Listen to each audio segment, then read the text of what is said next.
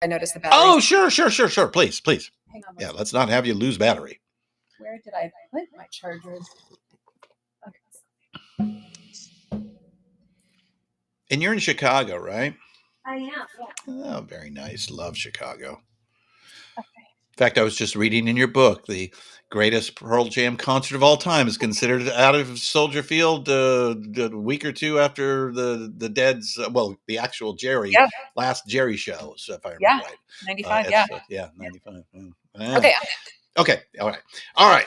Let's see. I think we're good to go. Let's see. It's recording. Yes. Okay. Today on Deeper Digs, we're excavating one of the most significant musical acts of the modern era, Pearl Jam. Now, while our main show hasn't yet reached the 90s, the seismic shift of the grunge movement is a major upcoming focus for us. To help survey the landscape, we're joined by music journalist Selena Fragazi, author of the new book, Pearl Jam Live 35 Years of Legendary Music and Revolutionary Shows. Her book is uniquely structured like a concert. So we'll follow that set list today, Selena. Welcome to the show. Thank you. Thanks for having me. Great. So, every music journalist should have their Mount Rushmore of bands. So where does Pearl Jam sit for you? And what was the catalyst that made you decide now was the time to tackle their 35-year history? Oh gosh, that Mount Rushmore question is great.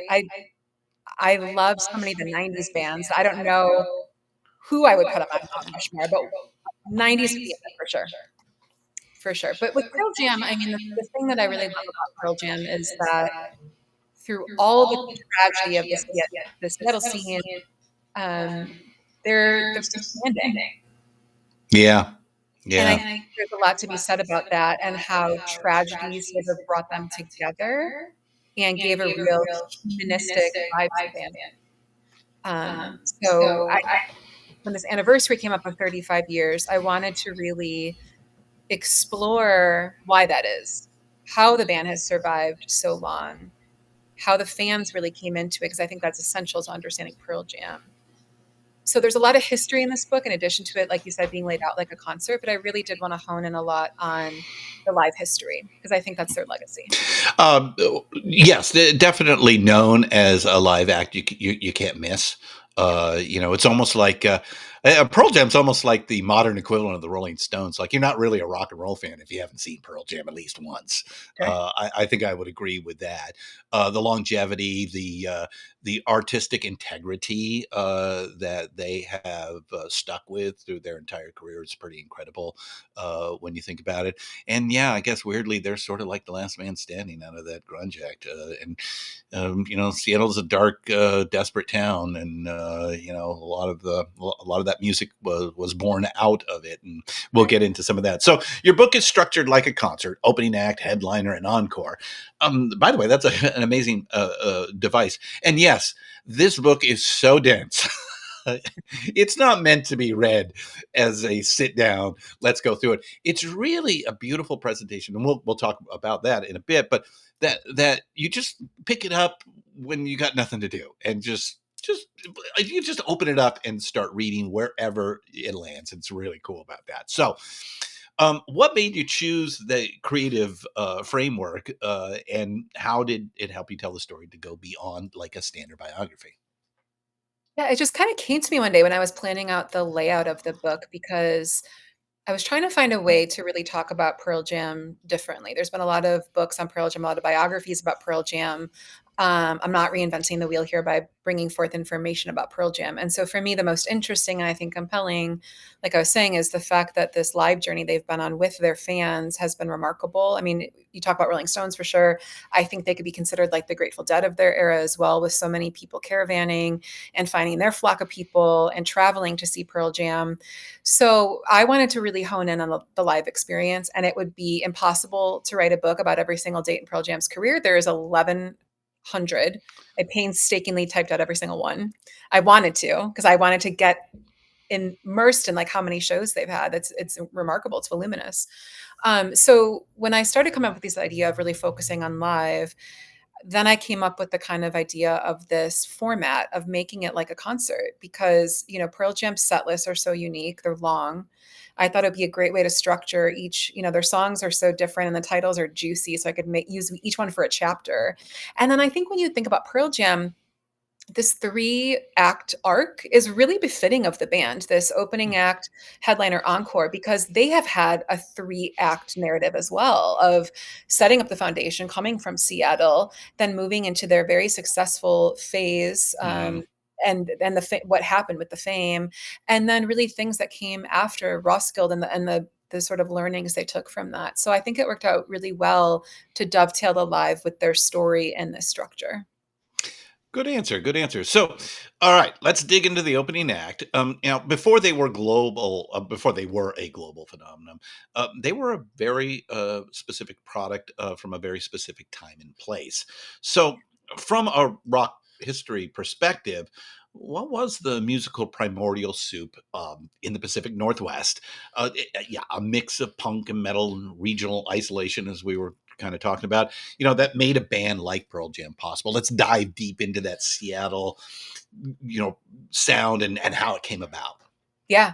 I think one of the most interesting things is I was doing a lot of the research into the Seattle scene, which I've been obsessed with. It was my music when I was a teenager, and I really identified with the feelings that came out of there and the rawness and the isolation and all those different things we all kind of feel in Gen X, right?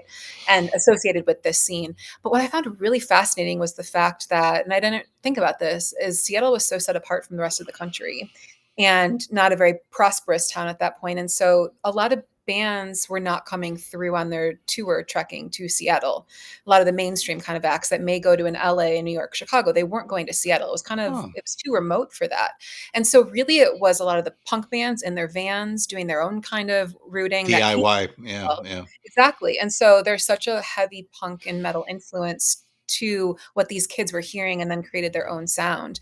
Within that, though, there's the ideology, not just the sound, of this like DIY mentality of the college radio, of the zines. I mean, Sub Pop, which was the platform for a lot of these bands, grew out of a zine. And so that whole idea of like just doing it on your own, being passionate about it and pushing ideals forward became a huge part of what really aligned the sound. And then on top of it, the community aspect. So all these bands, it was like beautifully incestuous, where they all kind of borrowed from each other and collaborated.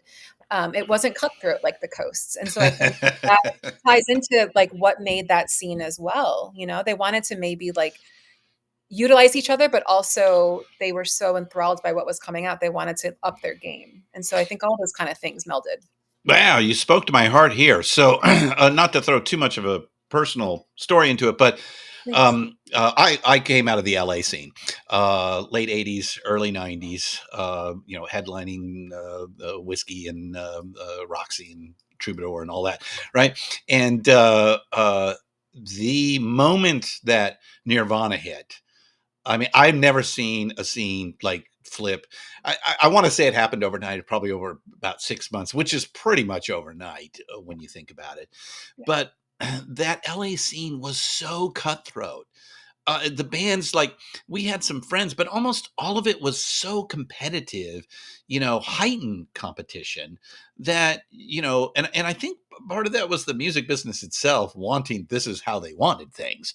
Yeah. So, to your point, learning about the Seattle scene and what that meant, um, I I felt like I was born in the wrong place and damn missed my boat because it was less than 6 months later that the biggest band that I was in, broke up, and that was the end of my chasing the Mm. record dream because I couldn't convince my guys that this was the new way forward.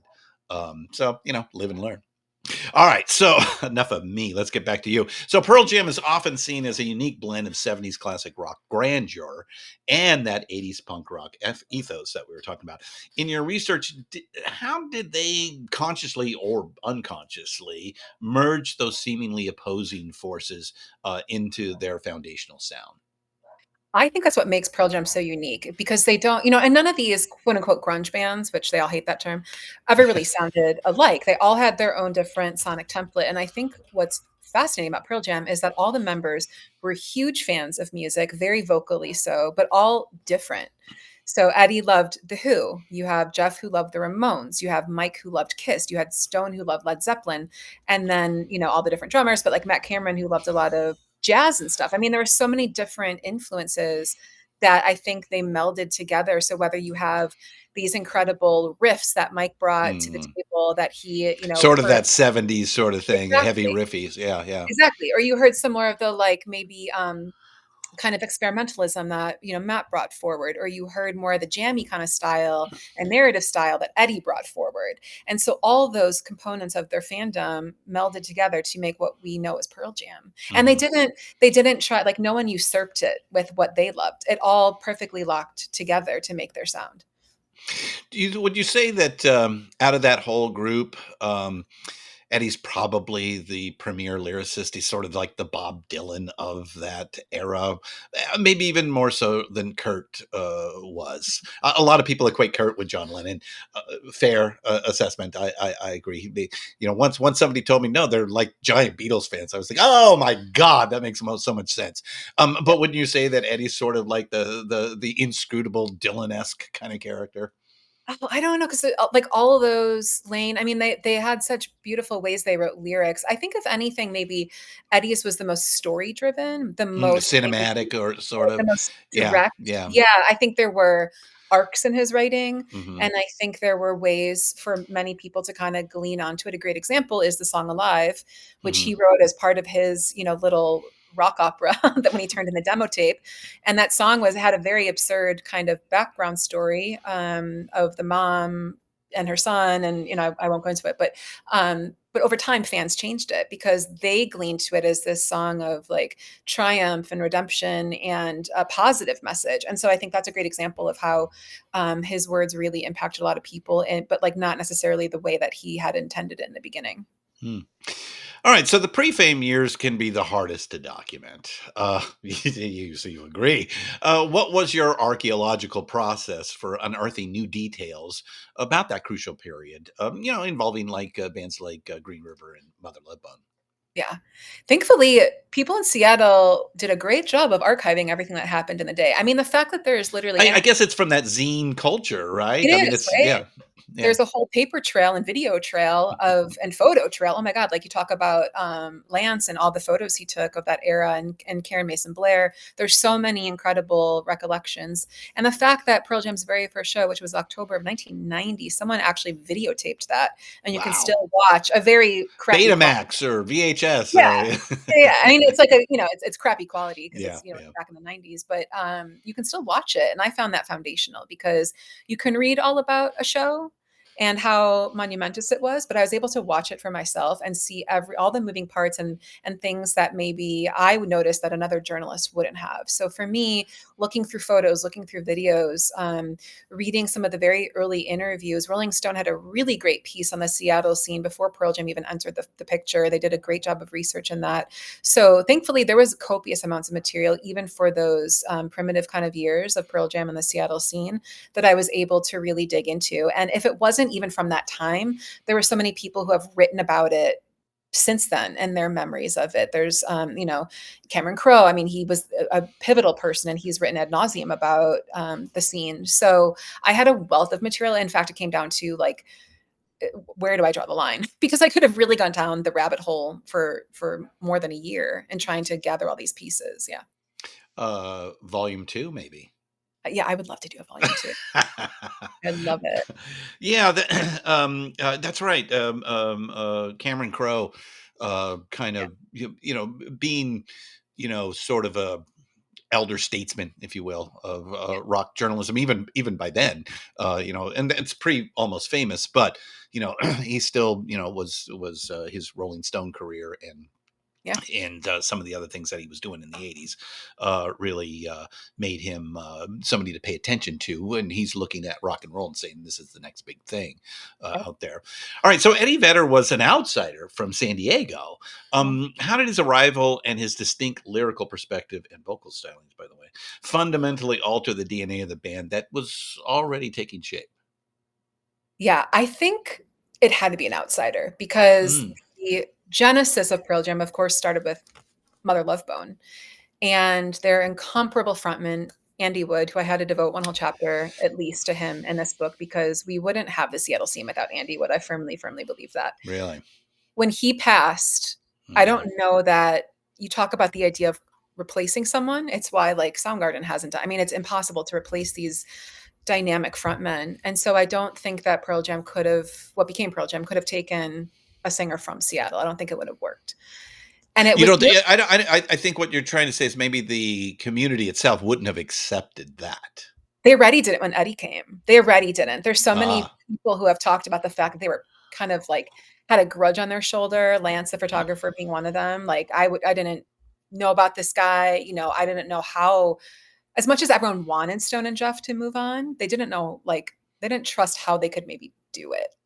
And I think it had to be an outsider, and Eddie had a lot to prove, and it was hard for him because he wasn't in that community. And thank God for Chris Cornell, who kind of helped warm people up to him, and Temple the dog, giving him a platform at Temple the dog to really get it started. But I think what's cool about Eddie is that not cool, but relevant is that he was dealing with tragedy as well in his life. mm, He was dealing with this whole thing of not really knowing his real father and kind of being lied to. And that was informing the way he was writing these songs when he got the demo tape from Stone. It was all instrumentals, the mythical Mama Son demo. And I think when he added his rich baritone to that and he had the storytelling way and the emotion that came out of that man when he sang, I think I mean, Jeff talks about it in the CBS Sunday Morning interview recently that he was gobsmacked. And he told Stone, like, stop what you're doing. You have to listen to this right now. So it just hit them like a ton of bricks. yeah, yeah. So, circling back on the video of the first show, that was Yeah, with Eddie, right? it was. Yeah. So, could you now, with time as your, ally here, but can you look and say, "Wow, that these guys, it all made sense. It was like all the elements were there, even in that first show." Yes, yes. I describe the video as best as I can in the book and also encourage people to watch the video for themselves. But I think you see the alchemy coming forward and the chemistry coming forward in that very early germination stage. I mean, they were barely days old at that point. And I think the most interesting thing is that you see Eddie Vedder kind of evolve in real time as you watch this video. In the beginning, Mm. he's like crouched over, his hat's over his head, he has a jacket on. He seems very uncomfortable. And I'm sure the pressure on him to try to live up to, the Andy Oh Wood. yeah. But as the show goes on and the crowd reacts, he gets more comfortable and more animated. He's not swinging from the rafters like he would do, but he's definitely getting more comfortable. And you see this like feralness in him kind of come to the page. And you hear Mike's riffs and you hear the rhythm section between Jeff and Stone. And so yeah, all those components are there from the beginning. It sounds like the Doors' first concert at the Whiskey with Jim Morrison. Same Yeah, I sort of mean, thing. Chris Cornell has went on record saying that it was the best debut show he's ever seen.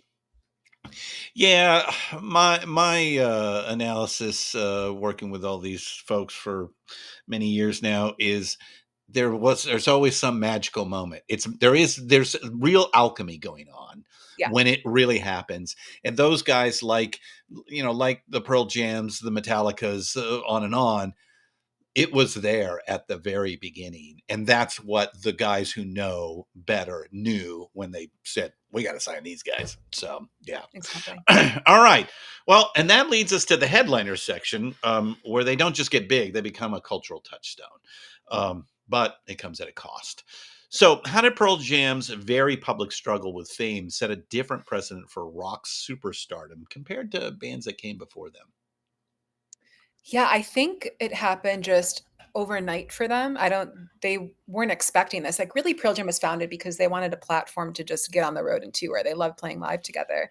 And I don't think anyone expected for it to blow up as fast as it did. I think Nirvana had a lot to do with that, of course, ushering in the whole that Well, Masonic MTV came calling once MTV. Smells Yeah. Like Teen Spirit went crazy. Yeah. Yeah, and, you had the Alive, and Even Flow videos that came to MTV, and then Jeremy, of course, Jeremy put it over the top for them. Yeah. And then you had Lollapalooza that year too, which put Pearl Jam in front of a huge audience of Was people. that the first year of Lollapalooza? It was the 2nd year, Second year. Okay.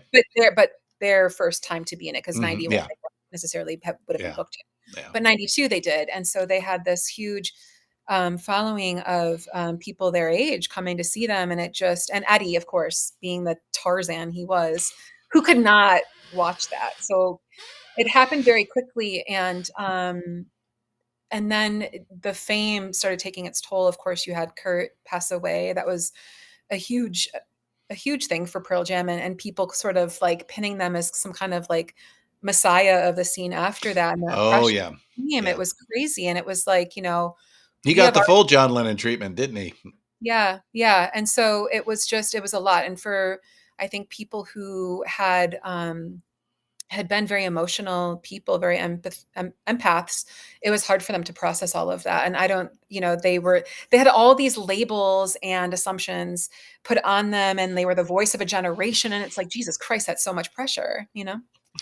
Yeah, yeah. I remember. I think I saw some sort of like CBS Sunday Morning, or one of those morning shows where they talked about the Seattle fashion scene. And it was like complete plaid, and like Oh my God, yeah. it's so cringy. Sure, I'm sure our parents probably went, "Oh, I have a better understanding of what my kid's doing," but it really was cringy. Yeah, because you talk about like the mainstream who was trying to, ride off the coattails of Yeah, the this grunge grunge movement. scene. Yeah, And you yeah. had everyone from Gap to Marc Jacobs That's putting what I mean. Yeah. fashion. You had It's funny because the New York Times put an article like The Grunge Diary, and they interviewed someone at Sub Pop, and she gave up all these made up words that weren't even real, which I find hysterical. But yeah, That's everyone awesome. would find a way to like monetize this youth scene at this point, and it just became fabricated and like gross in many ways. Yeah. And that is what's beautiful about, especially Pearl Jam. I mean, they held on to their authenticity and their integrity and kept it through the whole time. Your Ticketmaster, on and on. It's But pretty I think that's incredible. why they really backpedaled, because Stone calls it the era of no, that they said no to a lot of things. They said no to new singles. They wouldn't do music videos.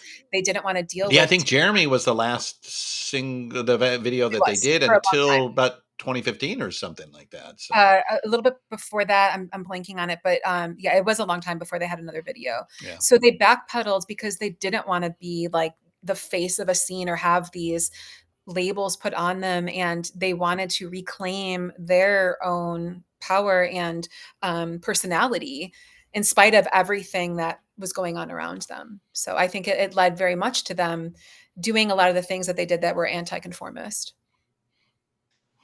All right. So your subtitle mentions revolutionary shows. Yeah. What specifically made a Pearl Jam show in the 90s revolutionary compared to other major rock acts? Was it the set lists, the energy, or the jungle gym? Maybe the politics? What's your thoughts? Everything you just said, but also, I mean, but they were doing shows that were very polarizing. They did Rock for Choice. They did Rock the Vote. They did the Drop in the Park for voting rights. They were putting their voices behind these very worthy causes that they felt strongly about. Whereas, like nowadays, I think a lot of bands would give pause on that because they don't want to be canceled. But Pearl Jam Yeah, didn't yeah. Or care. they don't want to lose their branding opportunities. Exactly. And Mhm. Pearl Jam did not I mean, it was a different paradigm back then, but they didn't care. They strongly believed in these ideologies. So there was that part of it, as they So had much so that they got the attention of Neil Young. yeah, exactly, who became their uncle. Um, but they, and as they had more albums and more material, they started really working with their set lists to the point now where every show is completely different. Most bands don't do that, and there's a number of reasons, obviously, one being production is very hard to kind of play around with a set list every night. Um, but they also Well, went the to bat. other is remembering all the songs. Well, that too. I mean, they talk about when Matt Cameron came into the band, they're like, "Okay, you have, like, a few days." 150 songs to learn. Yeah, Yeah, yeah. yeah. But they also very much went to bat for the people, and that was very revolutionary about their shows as well, and they were very staunch about, "We don't want these fees added on. We remember what it's like to be fans and how you don't have money, and we don't want that to be a roadblock for people coming to our shows." So, all those things just make them so revolutionary when it comes to the live sector. So, talking more deeply about that, in the grand timeline of rock and roll, how significant was their battle with Oh, Ticketmaster? yeah. For the larger conversation about artist autonomy and corporate control in music.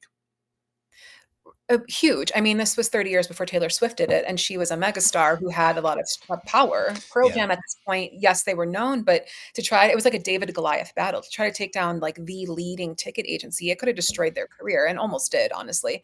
And they didn't. There wasn't a mechanism to be. There was no website. You couldn't like be online and right, try to get right. people organically to come and buy through you. There weren't options, and so for them, and then to go to Congress and actually take a stand and put their voice on record. It's funny because like so many other bands were aligning with them, but when it came time to go to Congress, they were like the only ones that showed up. So huge. Well, and so we still have the problem today, don't we? We sure did. But maybe even worse. Although with Ohana Fest and Pearl Jam themselves, they're still are they still doing their own ticketing now? I mean, they've had to work with Ticketmaster out of just, I mean, it's as they found out, it's impossible not to, unless, Yeah, Congress really should get involved with the I monopoly. believe And they are getting involved I think they right are now. at a Yeah, snail's pace. yeah. Like, hopefully we'll get there someday, but there are monopolistic practices in place here that Pearl Jam very validly brought up. And so I think they do what they can with giving first access to 10 club members and with maybe Eddie's own Mhm. events like Ohana. I'm not quite sure how he does ticketing for that, but I think they do what they can, but it's impossible. Yeah. Yeah, unfortunately, when you have a monopoly, Yeah. you have to live by the rules of the monopoly. Hence, why maybe it needs to be looked at by Congress. And I know it's a complicated subject, and I know it's not just all Ticketmaster. Even Right. though Irving, come on, you could help out a little bit here, but it's the bands, it's the promoters, it's and the fact is the live side of the equation is where the money is now, and so Yeah. everybody's got to make a living. There's no money on the recorded side, pretty much at Yeah. all. Streaming doesn't. So Yeah. so you got to make it somewhere. You got to make the dollars work. It used to be, when this all started, it was the tour was supporting the record. So let's make the tour cheap, get people in to get recognize the songs and go out and buy the plastic. Right. But now it's flipped. So all Right. right, so you decided to dedicate space to the fan culture. How did their approach, the 10 Club, we just mentioned, official bootlegs, fundamentally change the artist fan dynamic that had existed up to within rock, with certain exceptions like the Grateful Dead up to that point? Yeah, I think it's more what came after that. They're the only ones who really still have a viable fan club at this point, which is crazy. I don't know why the fan club model went away. But I think with Pearl Jam, they just I think always I think Metallica has a pretty good they do. You're right. fifth member, which is probably they probably stole directly from Pearl Jam. But Right. Right. No, you're that to be fair, yes, Metallica does, but it's very rare that there's that kind of active mhm. community. And I think, with Pearl Jam, for me, they've always just been very much a band for the people.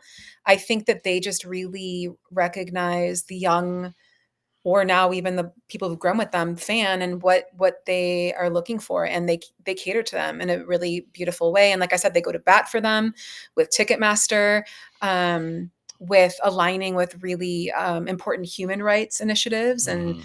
the Still. home shows in Seattle that raise all the money for the homeless community in Seattle. They're very if they were to, they're very democratic about it. They care very much about their people in a way that like you'd hope a good politician would, but they're a band and they use their Boy, platform. aren't you an innocent? Yeah, a good politician Yeah, would. yeah. Very So, few of those, I bet you. yeah, Yeah, that's also a dying breed right now. yeah, But yeah. I think they just were soulless for a lot of young people in the beginning when they came out, and they kept that relationship going throughout the entire career that they've had to this day. All right, I want to come back to this a little bit, but we talked about them stop making videos for MTV with Jeremy. Um, and that also has a downstream effect as well because they're not as well documented as maybe some of their peers. So do you think that decision altered the trajectory and their relationship with the fans, with the rock culture from a larger perspective? Yeah, it's really interesting because videos stopped and there weren't a ton of radio singles really after the first 3 albums as well. Right, right. And you would think that that would totally knock a band off their pedestal and they would lose their audience, but it didn't. And I think because Pearl Jam had already put a magnet out there for all the people that were their flock, and they paid attention to them, and there were still stories being written about them even though they didn't participate in interviews. So I think the buzz and the chatter was still there even if they weren't actively participating in it. But to me, it's remarkable that they survived the 90s because I would think for any band, if any band did that, especially without social media, Yeah, without creating yeah, your own community back yeah. then, that Didn't would have been, exist. Yeah, yeah, yeah, yeah. yeah, Message boards at best. right. Yeah, right, right. But the 10 Club too was a vehicle, like I Yeah, said, that they really were able to tap into their community. yeah, ladies and gentlemen, this is a different model to make it on your own terms. That maybe you don't need all that marketing dollars if you have the talent and the authenticity to stick with it. Yeah, that's a big word these days. Everybody loves authenticity, and what that means is stepping away from the corporate culture, stepping away from brand recognition, stepping Yeah. away from people going, "Here's some easy money if you just like sand off your rough edges." And Pearl Jam, we see this a lot in the jam band world. It's Yeah. very common. Or another favorite of mine is Thievery Corporation. Never been signed at all. It's all themselves, and that begs the question of was Pearl Jam right by going down this road, even though it was a struggle in the long run. They look so much smarter and better than just about everybody else, wouldn't you say? They do, but I think it also made them personally wanna continue. I don't think that if they would have kowtowed to the corporate structure, that Pearl Jam would have lasted long because it wasn't them and it wasn't authentic. And so I think they had to do that in order to survive themselves. Very good. All right. Before we get to the encore, I want to talk about the book itself as an artifact. It is a beautiful piece of work here. This is a large format book, rich with photos. Man, I mean, I'm telling you, this is so dense. How involved were you in that visual storytelling, and how did you ensure the design amplified the live concert feel that you were going for? So there's a great design and production team at my publisher, Quarto Publishing Group slash Epic Inc. And they really took ownership of the design and they came up with all these great photos. But I kind of flagged certain shows maybe we should look for photos of. In fact, one tidbit I'll share is that in the beginning, the cover looked very different, and it was a live shot, if I remember correctly, but it was Eddie, and I said, we absolutely can't just put Eddie on the cover of this book. So I was instrumental in kind of helping steer those decisions Hmm. because, as Eddie Vedder be the first to say, he didn't want to be. This is not about me. So All right. to that extent, yes. And then I wanted to make sure that some of the kind of sidebars and addendums to it, like you have the set list spotlight, there were the fan submitted memories, which were just incredible. I wanted to Mhm. make sure that those visually stood out as well. So I can't take credit for any of the design. I did a great job, but I did have input. All right. So, what was a particular photo that was just a must-have for you that you went, "No, guys, you're missing this one. We got to get this one." Oh, that's such a great question. I'm trying to jog my memory of what that would be in the book. They did a great job of selecting, especially live photos. So my thing was we have to put in mostly live photos because It's that is live shows, right? Right. the essence of this book. And the band. Yeah, exactly. But I wanted to make sure that, we really heavily represented all the other people I talked about, not just Pearl Jam, to bring in that community feel. So there's a lot of photos of Andy Wood as well. There's photos of a lot of the artwork from the albums to other ephemeria of the band. So I wanted there just to be a really great representation, as rich as the book is in info as well as visuals. All right. So the forward's by Scott Lucas of Local Yeah. H, a respected peer, but not exactly an obvious choice. So, what was the thinking there? What was the unique perspective that he brought to this project? So Scott Lucas, also from Chicago, I really Oh, a wanted. double connection. Okay. Yeah, yeah, yeah. But, Local H is an interesting band too, and I think they were really dog-eared as a band that could be this post-grunge version of Pearl Jam, to the extent that they even had a song called Eddie Vedder. And, selfishly, I wanted to know the story about that song, but I thought that, as a frontman, as a rock band who came up shortly after Pearl Jam with the same kind of pressures, and a band who's survived a really long time. Local H has been active like 30 something years as well. In fact, they just re-released Ham Fisted, their first album from the early 90s. So they were in that same timeline. And I thought that Scott would have a really unique perspective about Pearl Jam from an outsider, but still Mhm. connected. Insider, yeah. Yeah. So a little, a foot in both camps. Yeah. Well, it sounds like he's got 4 feet. So it's Pearl Yeah. Jam, it's Chicago, Seattle, Pearl Jam, and Selena. Wow, it's got it all covered. So, And he has a great essay. Scott, also, what I know about Scott is a great writer. He yeah, loves reviewing movies and stuff, and I've read his critical pieces before. So I knew his voice would be really strong too. good, good, good. Yeah. All right, let's close out the set with the encore. Yeah. The story of their endurance and place in rock history here. Yeah. So many of their 90s contemporaries, as we have talked about, are gone. Yeah. What do you think is the key ingredient that you identified for their incredible longevity when so many other bands, and not just out of Seattle, have faded?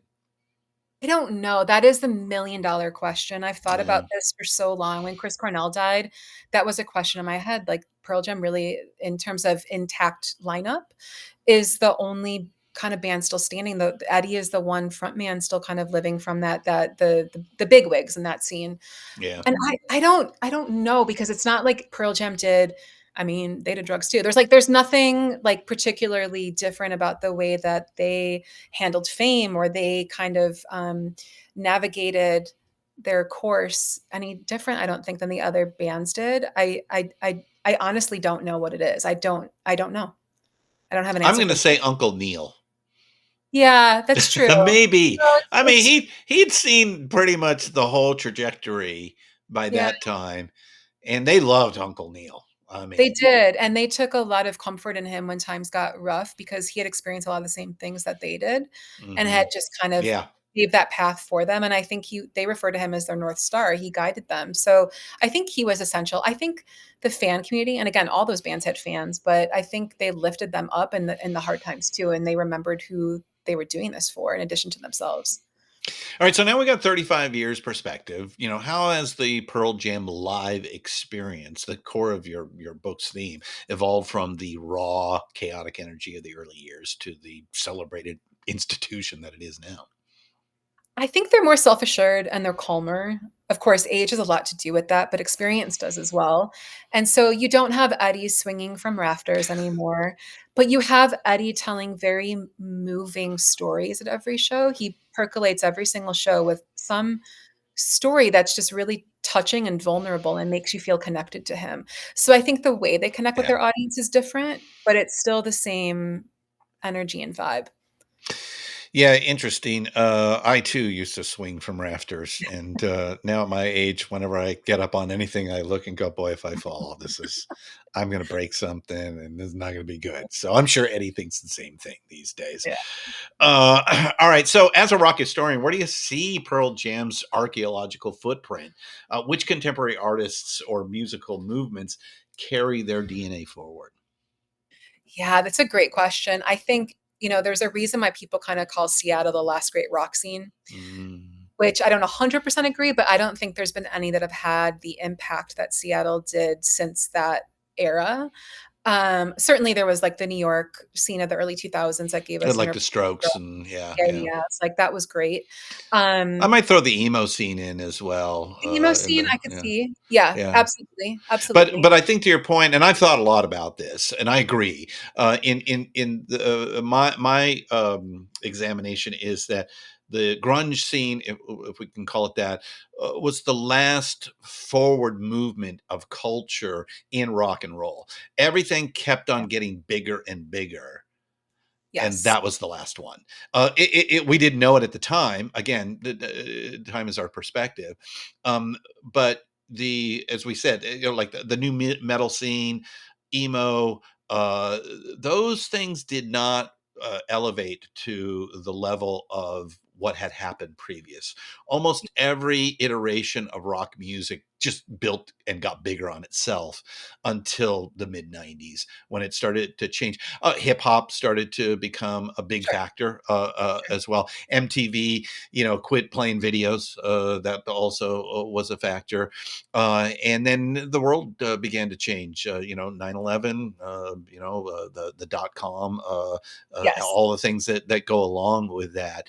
So people, and we're seeing this today. A lot of people don't even want to leave their house to go to a concert. They just want everything delivered to them inside, and Right. that's not conducive to what Pearl Jam and what the rock and roll experience was about. Well, and Although I I do think people are beginning to like go, maybe this digital world ain't all it's cracked up to be. we're seeing that, right? We have a lot of pushback from people, even big brands, on AI right now. We have Guillermo del Toro just said, "I would die before I put AI in my films." Yeah, Thank yeah. God we Oh, have you these. listened to Terry Gross the other day. Yeah, yeah. I mean, like, thank God we have those voices, because I think what also changed after Pearl Jam is the advent of online and social media. And I don't think you could have a scene. I mean, I hope so, but the organicness of a scene like Seattle, because everything is digital right now, and like people don't gel like that in person as much anymore. Like you said, people are at home. And so I think that was a different, but I do see the DNA of Pearl Jam in other artists, like Jack White, for example, Mm. who is very anti-conformist, who has his own label, wants to put out all these different recordings. He's so analog. I see that spirit of a Pearl Jam in him. And I see like the animation of a band like Cage the Elephant, I think very much picks up from where Pearl Jam, left off, has been. I might throw Amel and the Sniffers into this Oh, yeah. conversation as I well. was going to say too, like, the punk spirit, and also a lot of bands from the UK right now, I think. Yeah, I just They went and saw Viagra Boys. Viagra Boys are great. I love Viagra Another Boys. one. They're so good. Sebastian is definitely something to see. He is. He's a great frontman. Yeah. He's a great frontman. Yeah. All right, Selena, we've gone deep into the history and context, which has been fantastic. But now I want to put you on the spot as a Sure. fan. All right. So I'm going to hit you with 5 rapid fire questions. No long explanations. Just go with your gut Okay. here. Are you ready? Ready. All right. It's 1996. A teenager asks you which Pearl Jam album to start with. What is it? I'm a linear person, so start with 10 and go through the chronology and time and the order it was released. All right. All right. The unsung hero of Pearl Jam. Who? Oh gosh, I'm gonna Matt Cameron. Yeah. Yeah. I'm so sad to hear him moving on. Yeah. I Yeah. know, and this book went into production before he made his announcement, but I like it that way because I think it really is a celebration of everything Matt brought to the band. He's a good interviewer, too. He was our celebrity interview for Geddy Lee when he did his book tour here last year. Yeah. Here in San Francisco. All right, you have a time machine. You can go to any single Pearl Jam show in their entire history. Which one is it? The first one, October 22nd, Oh, 1990. the That was one my we saw birthday. on videotape. Oh, you want to see it for I wanna real? yeah, You I want to wanna smell it and get the yes. visceral reaction. Got it. Got it. God, imagine. Yeah, I've had a couple of those where I walked I was at the Prince show when he got booed off at the Rolling Stones Mm, in '81. So I have a few of those. Bruce Springsteen, 5.5 hours at the Los Angeles Sports Arena, October 31st, 1981. Just yeah. I, Or I, have a, I have a few of those. Soldier Field would have been an awesome one too. So Yeah, yeah, yeah. Soldier Field, which was the one after the Grateful Dead, right. Jerry's last shows there. Their first kinda Monkey Wrench show as well. Yeah, totally. Oh, that's right, right. Yeah. All right, if you could only listen to one Pearl Jam song for the rest of your life, what is it? Release. Hmm, all right. That's such a mood. It makes me emotional every time I hear it. All right, so now to wrap it up, if you had to place Pearl Jam in a grand museum of rock and roll archaeology, also known as the Rock and Roll Hall of Fame, what would their main exhibit be titled? And what single artifact would be at the center of it? I would, much like my thesis for this book, Pearl Jam for the people, and I would put in their entire collection of bootlegs. Well, there you have it, folks. Selena, this has been an incredible look into a band that truly shaped a generation. The book is Pearl Jam Live 35 Years of Legendary Music and Revolutionary Shows. Where can our listeners find you? And of course, pick up a copy of the book. So the book is everywhere. You get books, Amazon, Barnes and Noble, Target. But please, please support your mom and pop indie record shops and bookstores in your community. If they don't have it yet, they can easily get it from our distributor. Great. Thank you Yeah. very much. Thank you so much. All right, let me stop the recording. Oh, it turns off when we're done. Yeah, I'll give it to my engineers. All right, how was that? It was great. Thank you. That was Yeah, great. sorry we didn't have visitors in to because That's okay. yeah, I'm myself. I've produced several of these rooms and in these shows. I just haven't done my own. Sure. And so I don't know if you're interested. So this whole thing started Pantheon Media. We are the world's largest music podcast company. Uh-huh. So 10 years ago, I had this idea to create a podcast to stupid idea of telling the entire history of music, culture, and technology of the late 20th century. This is very much a college level. In fact, some people have even called it like a master's thesis of how music, culture, and technology wove together to create the world that we live in, Mm. especially the counterculture and the political battles that are exist. I mean, it's really this is a battle about the this pre rock and roll era, pre Brown v Board of Education is really what these fuckers want to try to get back to, and versus what has been built. And rock and roll was the soundtrack of that entire era. Yeah. It's really crazy and how important it really is. I've always felt that the art form was considered lowbrow, and I think that's bullshit. I think that the Beatles are without doubt the cultural phenomenon of the 20th century, bar none. Nobody's even fucking close, Yeah. and that will exist 500 years in the future if we are still all around. Yeah. So I started telling this tale, Rock and Roll Archaeology. We're 29 episodes in. Takes us months to, although we've improved the process, but we're at episode 29, so we've been doing it for 10 years. Okay, Wow. so it's the research, the writing, and then the production just takes a bit to put together. We're using AI. We've actually been able to increase our efficiency, mostly for the research and to Yeah. make sure that all the story elements are working correctly and things like that. So it's Yeah. really helped out on that side. And we do use a lot of AI around here, but we use it as a tool. We use it to enhance creativity, not to replace creativity. I think that's really, really key Sure. out there. So from that, I started, creating an interview series called Deeper Digs in Rock, and I did 150 of these. And at the same time, we created 6 original shows around rock and roll archaeology that we made ourselves just to satisfy the hungry masses. And then we started having people call us and say, hey, we want to be on your network. And we were like, network? Oh, okay. I guess we have a network. So we started to create this network. Now we have 150 music related shows. We started a sports podcast last year. We have entered into a partnership with Gigaverse here. We've also entered into this audio experience, interactive audio experience company called Spooler FM. We just built a Grateful Dead trivia game, Cool. a mobile trivia game that we ran for the city of San Francisco.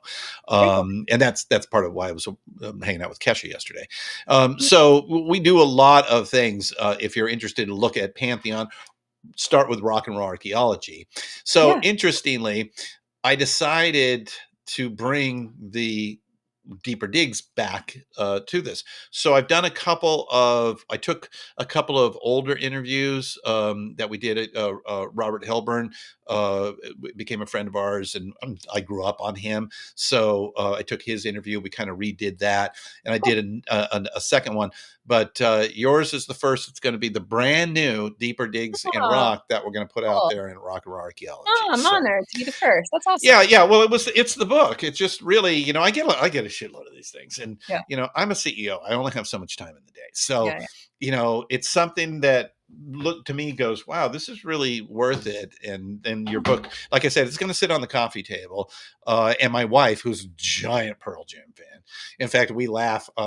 Her ex-husband and I are really good friends, but Yeah. she says the only reason I married him is because he looks like Eddie Vedder, and he does look a little like Eddie Vedder. So, so she goes, boy, I'm going to be giving these out to Oh, a lot of our I loved friends hearing and that. Thank you family. so So I'm going to use much. some on that. So. That's so kind of you. All right, Selena, I'll let you run. Thank you very much. This was a lot of fun, and I'll alert you when it's out so that you Yeah, can please. put it I'll on share it social around. medias and stuff. So, Yeah. all right, Thank you good so to much know for you. the great Talk to you conversation. soon. Bye bye. Okay, bye.